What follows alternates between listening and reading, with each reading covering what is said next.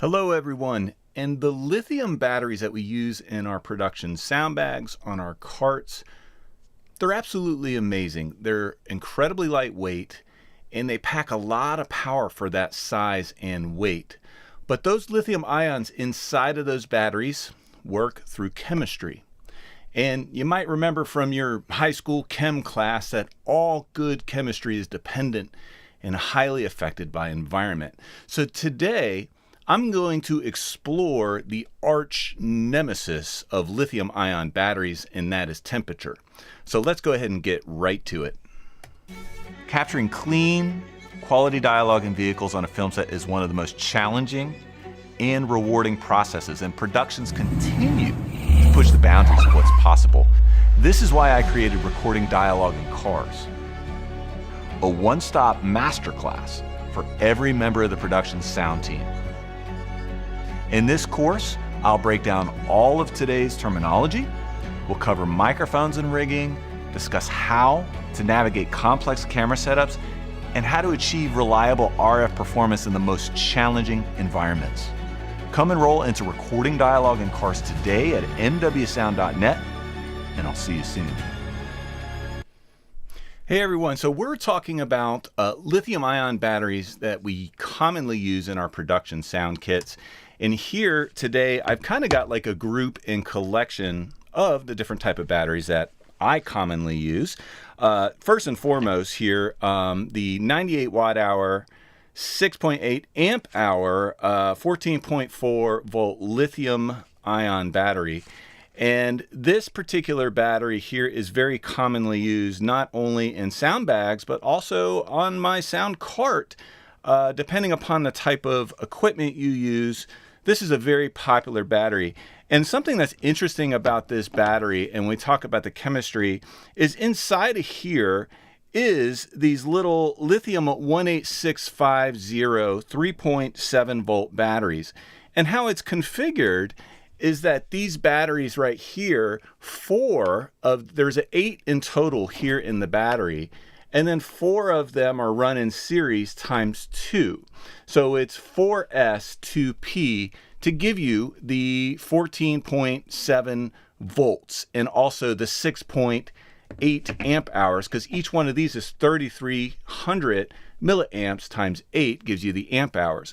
So what we're going to talk about today with all of these batteries is probably one of the most important things to know about battery, and that is the chemistry of batteries and how it is that they operate under extreme temperatures. And we're not just going to talk about the discharge or in use, we're also going to talk about charging and storage, and also something really bad that your batteries really hate, which is lithium plating. So let's go ahead and get right into just kind of the basic chemistry of a lithium ion battery. I said at the beginning at the video that basically all lithium batteries work via chemistry. And here you can see on my diagram that I created, all lithium batteries have a cathode side or positive, and then also an anode side here, which is the negative. So here's the anode in green and the cathode, and I guess that's kind of like a peach color. And then in between these two chemical mixes, because they are chemical compounds of lithium ions and other type metal oxides that make this mix, is a separator. And you'll notice that the lithium ions, which work at an atomic level, are actually traveling through this separator that actually keep the cathode and anode separate. So when you think of terms of conventional power, you'll think positive to negative. But in reality, when we talk about the lithium ions and electrons, the charged side is the anode side and the positive side is the cathode. Next, they're all the batteries that we use, and specifically the battery that I showed you just a moment ago, which is this very popular smart battery, the 98 watt hour, which happens to be right below the legal limit for airline travel, which is one of the really great parts of these batteries, is you can travel with them, and I've done that quite often. also has a built-in battery management system. So this battery management system helps us on a lot of levels.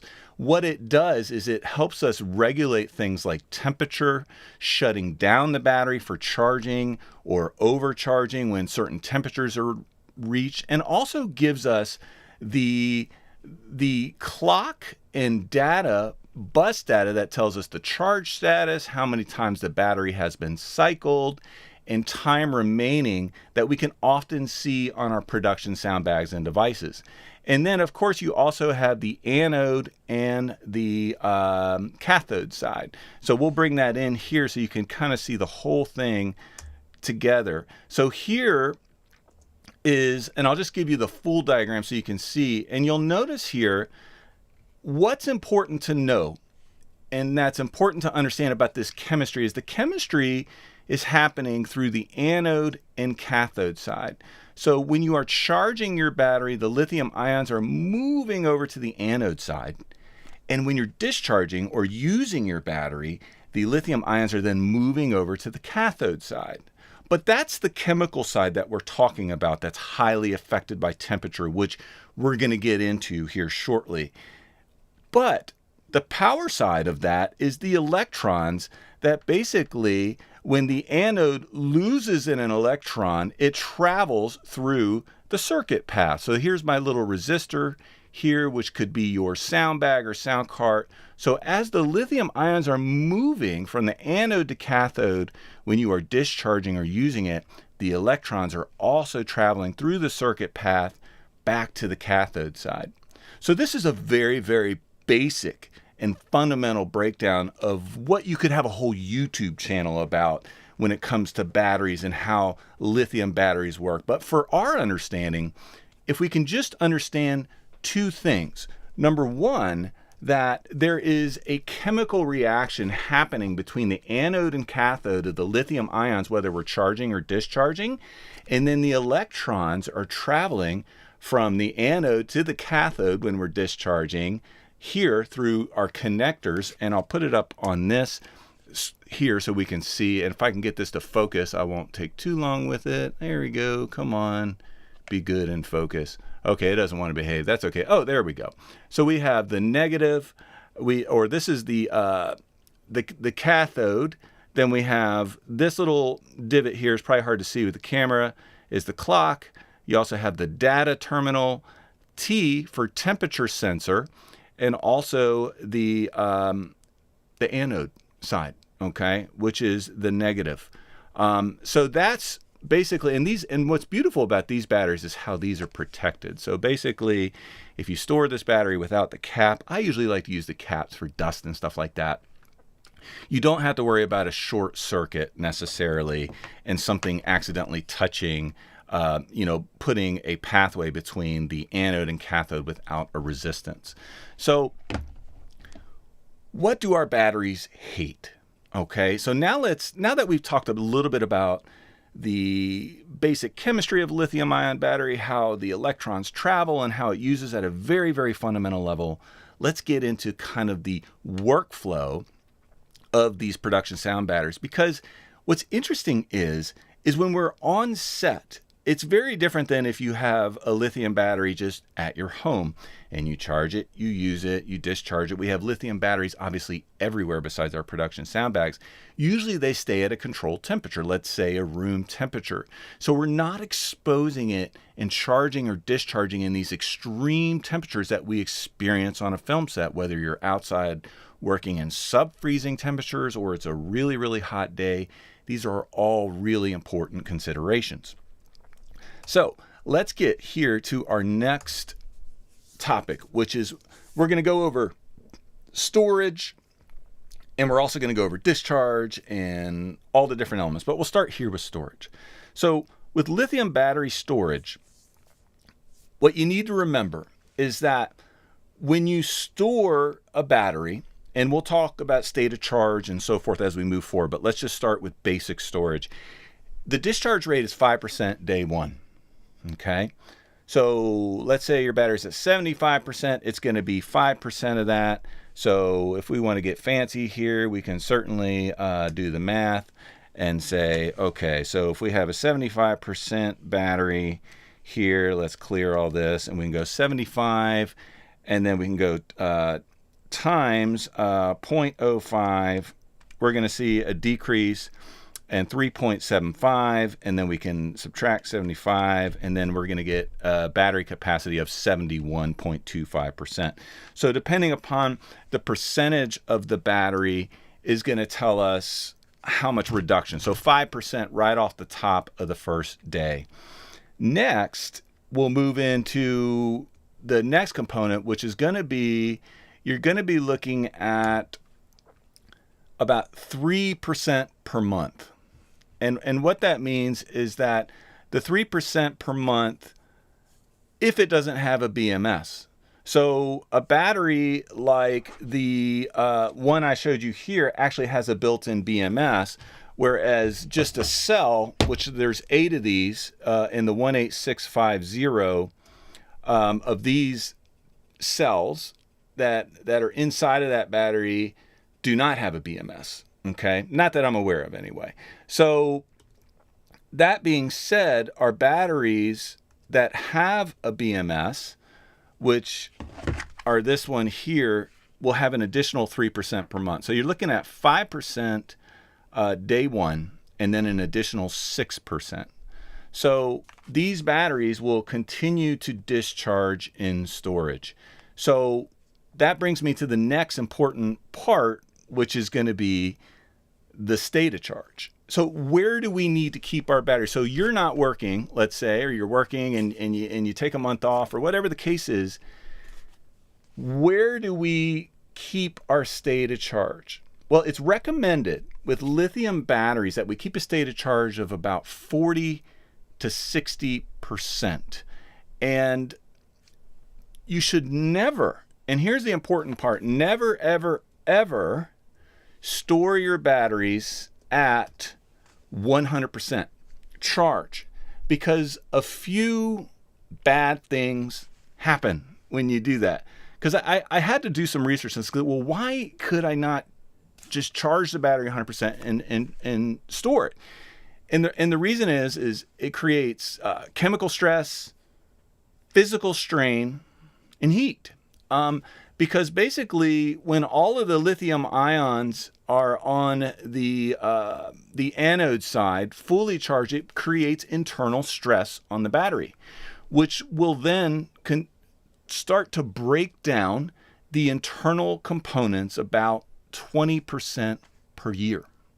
So that means that the more you store this battery at 100% and let it sit over a 12-month time, you're going to have a 20% reduction in overall capacity.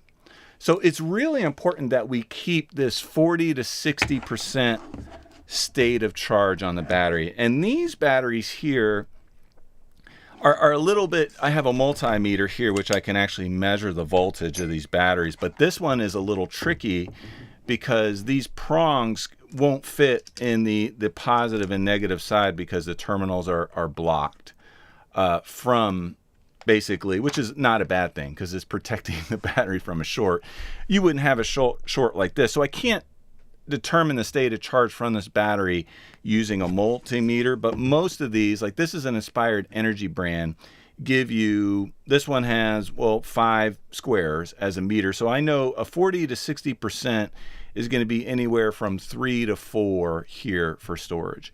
And I want to make sure I never ever store my batteries at 100%. Real easy, right? Make sure they're discharged to 40 to 60%.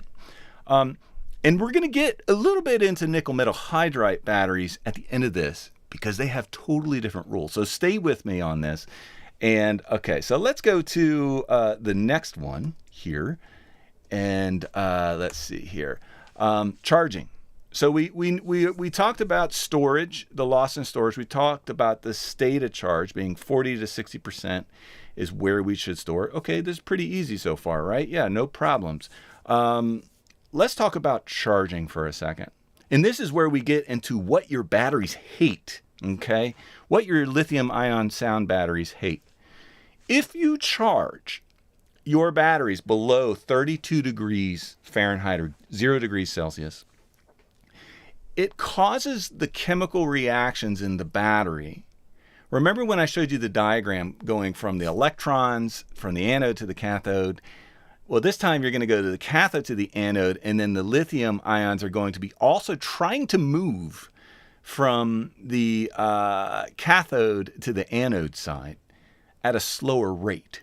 So they can't keep up with the rate of charge because the cold weather almost caused the electrolyte material to turn into like a gel. And what this does is it causes something that's really bad called lithium plating. And what lithium plating is, as you can see here, is here's our cathode and here's our anode. And then our cathode, which is trying to move lithium ions to our anode side when it is charging. However, it can't keep up in this super freezing temperature. So what happens is a lithium coating, not a good one, a gel of sorts forms on the anode side, greatly reducing the capacity of the battery and damaging it behind or just beyond repair. Because once you have lithium plating occur, that battery is permanently damaged and is susceptible to things like thermal runaway, breakdown, swelling, all sorts of problems, which we're going to get into that part too, because it's not just the cold weather that can be the problem. So to avoid this, it's very, very simple. You want to make sure that you never charge these batteries below 32 degrees Fahrenheit or 0 degrees Celsius, and you will never have to worry about lithium plating. Now, I'll be the first to admit, before I started learning more about batteries and using a lot of batteries in my production workflow, I have done this. I have charged batteries inside of a sound trailer in freezing temperatures and have destroyed batteries as a result. It's easy to do if you don't understand, because you think, oh, well, I could just put it on the chargers and out off a set in this area outside, and I heard somewhere that batteries are good in the cold. This is wrong information. Never, ever charge your battery below 32 degrees Fahrenheit, 0 degrees Celsius, and we're good. You never have to worry about lithium plating. It's a really bad thing. So let's get into just some more broad numbers here when it comes to lithium batteries, just to kind of break down what we've covered so far, because we're not done. It gets slippery because we have so many temperatures. Think about when you're working on set. Sometimes it's snowing, sometimes it's freezing, sometimes it's so hot you can't even see straight. So just as kind of like a general rule of thumb, when it comes to storage, ideal 59 degrees, that doesn't really help me very much, because you're not going to, unless you have an incredible environment where you can have a constant temperature of 59 degrees, like some of these server and computer rooms are that cold and so forth. Anywhere from 32 to 80 degrees is a safe range for storage. And when I say storage, that means like overnight in a sound trailer, right?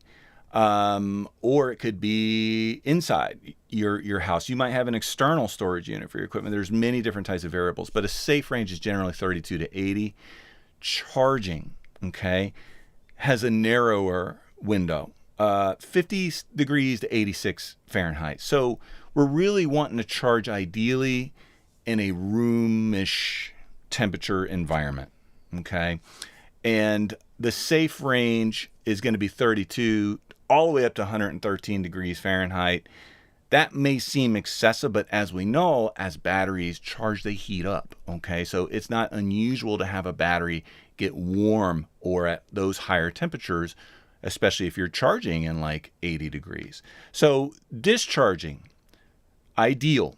What does that mean? An ideal discharge of your battery is going to be anywhere from 68 degrees to 77 degrees Fahrenheit. And then a discharging safely, notice that we can discharge in colder weather than we can charge. So minus 4 degrees Fahrenheit for discharging all the way up to 140 degrees. We'll talk a little bit more about discharging later on, because there's a little bit more, but these are just some general guidelines that you can follow. So up next, let's talk about the danger zone, okay? Because we've talked about cold weather, we've talked about lithium plating, that you should never charge below freezing. And also it's worth mentioning, if I didn't already do so, and I want to emphasize this because it's important, is you're going to have reduced capacity when using your batteries in cold weather. Because what happens is when you're discharging in very cold temperatures, say freezing and below, we'll talk about sub-freezing a little later because that's different. But freezing and below, and what happens is that the lithium ions and the electrolyte material inside of the battery starts to become thicker. So the ions aren't able to travel through the separator as easy. This is more resistance, right? So basically that makes the battery work harder and therefore reduces capacity and also voltage, okay, which results in reduced capacity. So danger zones above 140 degrees, that's a very excessive temperature. You could risk fire, explosion, thermal runaway. That's very dangerous to store a battery. You might think, well, I would never store it in 140 degrees. Well, you might have it inside of a case sitting in the sun. There are many situations that could get you easily to that 140 degrees when it's not 140 degrees ambient temperature. Charging below 32 degrees, obviously we talked about lithium plating. We don't want that to happen. Above 120 degrees Fahrenheit, okay, is a danger zone for charging. And discharging above 158 degrees ambient temperature. So if your battery is, been sitting in the sun, or maybe there's excessive charging and discharging and the temperature gets really hot, that can create a very dangerous situation. I'll let you guys do it. I didn't want to get too far in this video, but you can do some research on film sets and fires that have happened as a result of batteries. I don't want to get into specifics, but it's out there. I encourage you to take a look, because some of you might be thinking, oh, well, I've never had an issue with this in specific situations, but that could be somebody like me, but we'll talk about that later. So let's move here to the next topic, thermal runaway. Okay. When you hear about these explosions, fire, different things like that from batteries and how difficult it is to put out a battery fire, it's because of this process called thermal runaway. So what is thermal runaway? So thermal runaway is basically it's like a catastrophic, just like it says, self-sustaining chain reaction where the internal battery basically goes uncontrollably in a chemical reaction. And the cause of this typically is extreme heat. Also dropping a battery, internal failure. So if you were to drop a battery, happens all the time. You're rushing around, gets dropped on the ground. You want to inspect, make sure there's not a break or crack in the casing or anything like that that could cause an electrical failure. Okay, so we go here and we see that that's what I mean by electrical failure, dropping, or mechanical failure. And thermal runaway is the number one cause for battery fires. That's typically what happens. I was just driving down the road, I want to say a couple weeks ago, and saw an electric vehicle on fire, and it had pretty much the whole interstate on fire on the side of the exit, and they were trying to put this out, and it just seemed like it just kept going and going. Thermal runaway is a very dangerous situation. So how do we, so in the world of production sound, how do we begin to wrap our head around this? Okay, so let's see here. Let's talk about some of the warning signs of thermal runaway. If your battery is, it's just really hot all of a sudden, and you don't know why, that's a sign of thermal runaway. Maybe it got dropped, maybe it got damaged, and what happened is the separator cracked, and the anode and cathode are now causing an internal short circuit. And basically, they can actually release oxygen, so it doesn't even need air to burn. inside of there. So it's very dangerous, and that's what can cause like an explosion. Swelling. I've seen swelling on batteries that have been charged and over discharged and charged on film sets. If you've been working around the business long enough, I'm sure you have too. Usually the cause of that, I'm going to get to that a little later, but the cause, just so everyone knows, just so I emphasize it, charging, discharging. You got to have at least twice as many batteries as you need. You can't take one out of the transmitter and put it right on the charger. Don't do it. That's a dangerous situation. Those batteries need to rest time, and they need to acclimate to temperature. So just something to know about that, in case, you might be doing that. Nobody's doing that here, I'm sure. Hissing or popping. If you hear a sound coming from the battery, same kind of thing can happen on nickel metal hydride. That's probably most common with that type of battery, but it can happen on lithium. Smell, a chemical or metallic odor. So these are the warning signs of thermal runaway. So if you ever notice anything with these batteries, you need to safely remove that battery from any other area. You can put it inside of a bucket of silicone. You can put it inside of water. Just you want to remove it from the set and any of the surroundings in a safe area, isolated. Okay, so let's talk about discharging. Okay, discharging there's some things to know about the discharging of battery, and it especially applies to cold weather temperatures. So basically, if you're using the battery in too warm of a condition or a danger zone, it can cause obviously thermal runaway. But what's interesting is if it's just hot and not in a dangerous temperature, you're going to experience an increase in capacity. Lithium batteries actually love working in warm weather because there's less resistance in the chemical reaction. Just like the cold weather causes the electrolyte material to, become more thick, the warmer kind of loosens it up for the lithium ions to transfer and giving you a higher voltage and capacity and runtime. In cold condition, it can decrease anywhere from even 20 to 30%. So expect less runtime from your batteries when you're working in the cold. And just know that, hey, if you're going to be in freezing temperatures, those batteries are going to have you're going to want to configure in how many batteries you're bringing that you're going to get about 20 to 30% less runtime.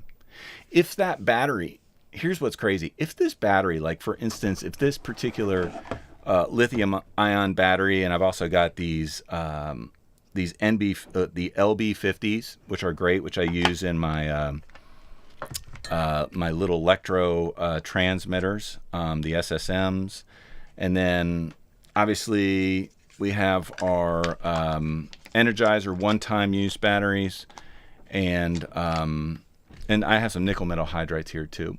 But just know that these can decrease, and if this had been charged in freezing temperatures, it could have lithium plating, and I may not even know it. So just know, that's why I would never buy one of these used. I'm not going to ever buy a used smart battery from anyone ever, because I don't know what this battery's gone through. If I bought it new, then I know, hey, I've never charged this in below freezing temperatures. I've stored it properly, so I know the battery is in good health condition. Also, another thing I wanted to talk about is that, the BMS, the battery management system, which is present in all lithium intelligent batteries, helps us avoid these, like a lot of them will shut off charging below 32 degrees. I don't think these batteries are capable of doing that, because that takes a special type of BMS to stop it from trying to charge. I could be wrong. I don't know, but don't try to do it. Thermal runaway, however, BMS cannot help you with that. Some might try to shut the battery down during a certain temperature, but if it's mechanical failure, there's nothing the BMS is going to be able to do to help you. Okay, so let's move here to our next thing, which is just general tips. Things to remember to help us with lithium batteries. So we talked about lithium plating. We know what that is. We know don't charge below 32 degrees. We know that we need to do a state of charge between 40 and 60 degrees when storing the batteries. We know what the discharge rate is going to be when the battery sits in storage, how much on day one and over time. And we also know what thermal runaway is, how it can happen with the battery, and the signs to look for. So we've covered a lot. And this is really a very comprehensive, hopefully helpful thing for using all of your lithium batteries. Because I don't know about you guys, I am managing a really large inventory of batteries. I've got not only the lithium ions, but the nickel metal hydrides, the one-time use lithiums, and I've got, probably, I don't even know, 16 of these, and they're expensive. It may not even be a thermal runaway situation or whatever, but, if one of these batteries gets damaged, then I have to replace it. And these are close to over $200 a piece. So just something to know. All right, let's get into the tips, and then we'll get into some Q&A and the comments and so forth. And thank you, by the way, everyone, for being here. All right, pro tips. Okay, so let's see here. Okay, discharging in cold weather. We talked a little bit about this, but let's just get into it. The chemical goo becomes more thick. As it gets colder, you're going to have a slower discharge and a less capacity. But keep the batteries warm. Simple. Keep them in the car. Keep them in the van. I'm just trying to think of all the various scenarios where you're working where it's heated. In your pocket, maybe, if it's a small battery, but be careful about that. Don't put like 9 volts with the leads exposed in your pocket. But things that keep the battery warm, because what happens is when we plug the battery in, you're going to get, it'll start warming itself through the resistance in the battery. As the chemical process is happening and the electrons are flowing through, it'll start to keep itself warm. So you'll get a better runtime by keeping those batteries, warm before you work with it. All right, so let's see here. Never charge unattended overnight. I can't say this enough times. If you only get one thing from this video, never do it. Ever. Don't charge your batteries in trailers overnight. And don't charge your batteries on set overnight. I'm not going to get into who and what and this and all that, any of that, except to know that any battery that has been compromised, you may not even know this battery is damaged. But if there's something wrong with, let's say, the separator has broken down mechanically and the anode and cathode are borderline short circuit, and all it takes is just a little bit of voltage from a charger to put this battery in a thermal runaway. And then, as you know, the results can be disastrous. And there are articles and news, if you Google around, from major productions experiencing these disasters because of sound batteries. So just know this. Never do it. I can't say it enough. You might think there might be someone out there. I doubt there is. But there might be someone saying, I've been charging my batteries overnight in trailers for 25 years, and I've never had one problem. Well, you've been very fortunate. But never charge unattended. Never do it in a trailer. There's lots of problems that can occur. Okay, enough of that. All right, so let's see here. Okay. Never charge in direct sunlight. Now, I've had to tell crew members this before. It's a follow cart, is sitting there. It's in shade. 30 minutes later, everyone's running around trying to get the day done. All of a sudden, it's in sunlight, and there's batteries charging on top. A fast track ticket to thermal runaway.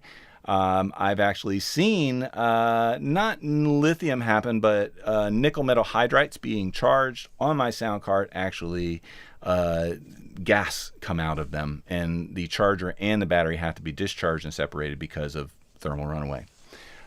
So nickel metal hydride are a little bit more stable. That's kind of outside of the scope of this video. I'm going to talk about it a little bit. They tend to emit gas and do swelling, and they have a different type of thing during a thermal breakdown. Than lithium is much more dangerous when it comes to thermal runaway because of the composition.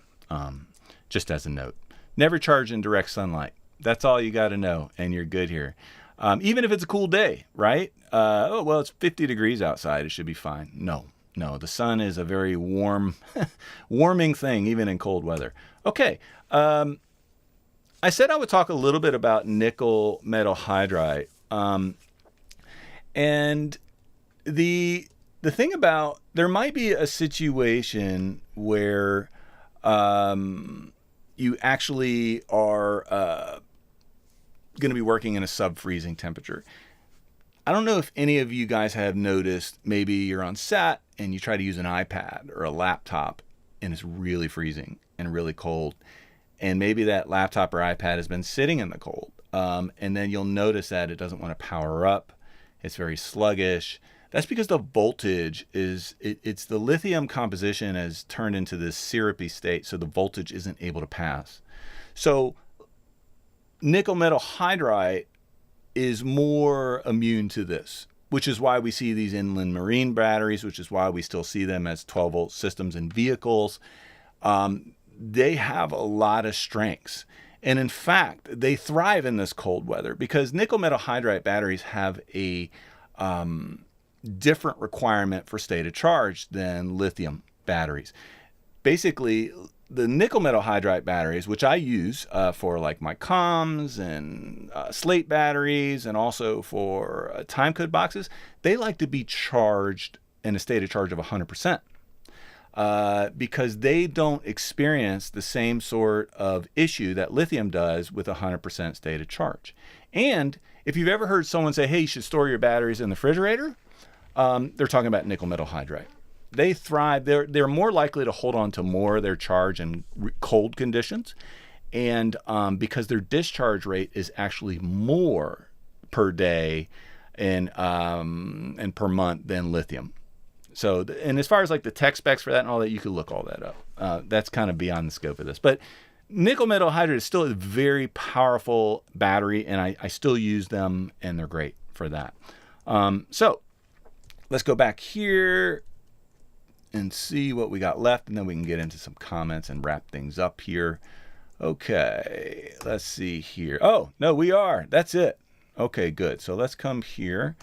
And yeah, so hopefully that was helpful. You know, I'm going to tell you, it was very helpful for me because I had to do a lot of research to do this video and make sure that I was dotting my I's and crossing my T's. And I even found some things in my battery storage workflow that I needed to adjust. And so I hope you found this helpful for you. I just want to say hello to a couple people here who joined the stream and say hello. Hello, Michael. Happy New Year.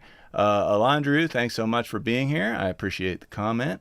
And nice job, Professor. Thank you, Alan. I'll take that as a compliment. I appreciate that. Hopefully this video was helpful. So I think that's all.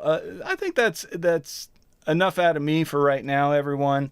I just want to say thank you so much for joining the video and being a part of this channel. If you're one of those people who haven't subscribed yet, make sure you do so and then hit the notifications bell so you can know about future videos on this channel. And we'll look forward to seeing everyone soon. And yeah, and put your comments below, by the way. If you got a tip, an experience, or something to share with lithium batteries, that would be really helpful too. And we'll look forward to seeing everyone soon. And take care. The key to a great sounding lob is 10% placement and 90% process. Typically, I'll do a script breakdown on my iPad. Ingenuity and flexibility really are the keys here because we have the same goal, capturing the performance. It is this process here that inspired us to create Wire Like the Pros, a masterclass for students and professionals who have the desire to excel and go beyond just the wiring technique and tools. Let's talk about working with the actors.